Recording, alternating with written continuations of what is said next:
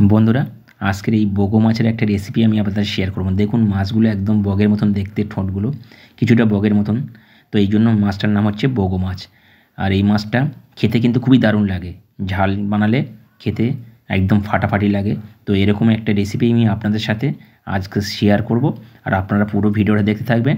আর নতুন বন্ধু হলে প্লিজ চ্যানেলটা সাবস্ক্রাইব করে পাশে থেকে যাবেন। বন্ধুরা দেখুন, আমি এই বগো মাছগুলো এখানে 300 গ্রাম বগো মাছ আমি কেটে নিয়েছি, কেটে একদম পরিষ্কার করে নিয়েছি। আর এটার মধ্যে আমি এখন একটু নুন হলুদ, যেভাবে আমরা মাখাই সেইভাবে আমরা নুন হলুদটা মাখিয়ে নেব। দেখুন এইভাবে কেটে নিতে হয় পরিষ্কার করে, আর এটা এরকম গোটা গোটা রাখতে হয়। আর এটা ঝাল করলে বা সর্ষে দিয়ে বানালে দারুণ লাগে খেতে। তো এইভাবে আমি এখন এটা নুন হলুদ মাখিয়ে নেব। দেখুন অফ ক্যামেরায় অলরেডি আমি নুন হলুদটা মাখিয়ে নিয়েছি। আর এখন চলুন ভেজে নেব। তার জন্য কড়াই একটা প্যান বসিয়ে দিয়েছি, আর দিয়ে তেল দিয়েছি ভাজার জন্য, অল্প করে তেলটা অলরেডি গরম হয়ে গেছে। এখন আমি মাছগুলো দিয়ে ভেজে নেব। ভেজে আমি তুলব না, আমি একেবারে রান্নাটা করব।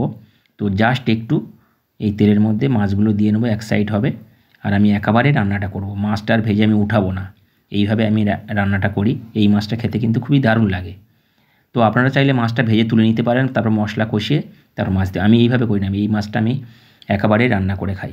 আমার খেতে এইভাবে খেলে আমার খেতে খুবই ভালো লাগে। আপনারা আপনাদের মতন করে দেখবেন, আমি যেভাবে করলাম সেভাবে একবার হলেও আপনারা ট্রাই করে দেখতে পারেন। দেখুন মাছটা জাস্ট একটু ভাজা হয়েছে। আমি সাইডে একটু কালো জিরে দিয়ে দিলাম। সাইডে একটু কালো জিরে দেওয়ার পরে, জাস্ট কালো জিরেটা একটু হওয়ার পর আমি এখানে দিচ্ছি কয়েকটা কাঁচা লঙ্কা ওপর দিয়ে একদম দিয়ে, একটা টমেটো এইভাবে কুচিয়ে রেখেছিলাম, টমেটোটাও ওপর থেকে মাছের উপরে দিয়ে দিলাম। টমেটোটা এইভাবে মাছের উপরে আমি দিয়ে দিলাম। দিয়ে আমি এখানে একটু সর্ষে পাউডার, একটু জিরে, একটু হলুদ, একটু লবণ দিয়ে গরম জলে ভিজিয়ে রেখেছিলাম। দেখুন এই পেস্টটা, এই জলটা আমি এখন দিয়ে আধা ঘন্টা ভিজিয়ে রাখার পরে রেখেছিলাম আমি। তো এই জলটা আমি দিয়ে দিলাম। দিয়ে আমি কিন্তু লো টু মিডিয়াম আঁচে এটা বেশ কিছুক্ষণ হতে দেবো ঢাকা চাপা দিয়ে। আর কিন্তু এটা নাড়াচাড়া কিছু করা যাবে না। পরে আপনারা নাড়তে পারেন একবার, নেড়ে দিতে খুলে, কিন্তু এটা একেবারে এরকম ভাপে হবে, তাহলে কিন্তু খেতে খুবই দারুণ লাগে। দেখুন আমি এখন খুলে দেখব কেমন হয়েছে। অলরেডি 10 মিনিট হয়ে গেছে। দেখুন কি দারুণ হয়েছে। জাস্ট একটু নাড়াচাড়া করে নেব আমি, এইভাবে একটু জাস্ট নাড়াচাড়া করে নেব। এটা একটু খুব নরম মাছ বন্ধুরা, এটা বেশি নাড়াচাড়া করলে কিন্তু ভেঙে যায়। তাই যখন ভাজবেন একটু সাবধানে ভাজবেন। খুব নরম মাছ এটা একদম। দেখুন কি দারুণ লাগছে। আর একটু ঝোলটা আমি মেরে দেব, শুকিয়ে দেব। তো ওপর দিয়ে এখন একটু দিয়ে দেবো সর্ষের তেল, কাঁচা সর্ষের তেল দিলাম। যেহেতু সর্ষে দিয়ে রান্না করছি কালো জিরে দিয়ে, তাই আমি একটু এখানে ওপরে একটু কাঁচা সর্ষের তেল দিয়ে দিলাম। দিয়ে এখন আমি দিয়ে দেবো ওপর দিয়ে কুচানো ধনেপাতা। আমি অলরেডি লবণ দিয়ে রেখেছিলাম, তাই আমি আর লবণ দিলাম না। আপনারা ভাবলেন লবণ দিলাম না, কী রান্না হলো।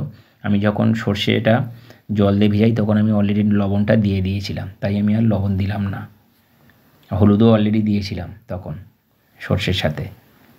দিয়ে এইভাবে আমি রান্নাটা রেডি করে নিলাম। এখন 5 মিনিটের রান্না এটা, একদম শর্ট টাইমে এইভাবে আপনারা রান্না করে দেখতে পারেন, আর খেতে কিন্তু দারুণ লাগে।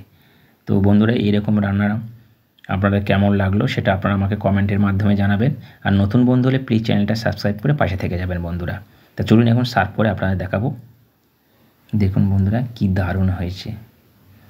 গরম গরম ভাত দিয়ে যা লাগে, সত্যি বলছি বন্ধুরা, আপনারা একবার হলে এই মাছটা, সব জায়গায় পাওয়া যায় না, যদি পান তাই এইভাবে রান্না করে দেখতে পারেন।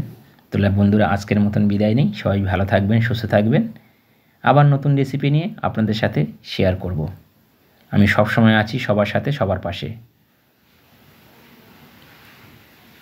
দেখুন একদম রেডি। তাহলে বাই বাই, টাটা বন্ধুরা। এতক্ষণ আমার সাথে থাকার জন্য সবাইকে অসংখ্য ধন্যবাদ।